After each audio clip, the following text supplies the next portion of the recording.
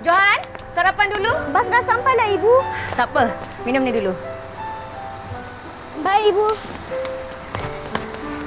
Azmi, jangan lupa sarapan kat sekolah tau. Dia tak sempat nak sarapan. Sarapannya lengkap, penting bagi kanak-kanak untuk belajar, bersukan, membuat kerja rumah dan sebagainya. Mereka memerlukan tenaga yang secukupnya untuk kekal cergas dan cerdas sepanjang hari.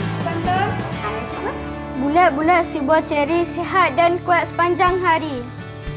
Saya pilih minuman malt. Ekstrak malt semula jadi, kaya dengan karbohidrat yang membekalkan tenaga berpanjangan. Gabungan 8 vitamin dan 4 mineralnya pula membantu badan menyerap nutrien serta membebaskan tenaga dalam makanan. Inilah sumber tenaga untuk anak saya menyahut cabaran sepanjang hari setiap hari. Milo dengan Protomalt dan Actigen E. Tenaga untuk menyahut cabaran sepanjang hari setiap hari.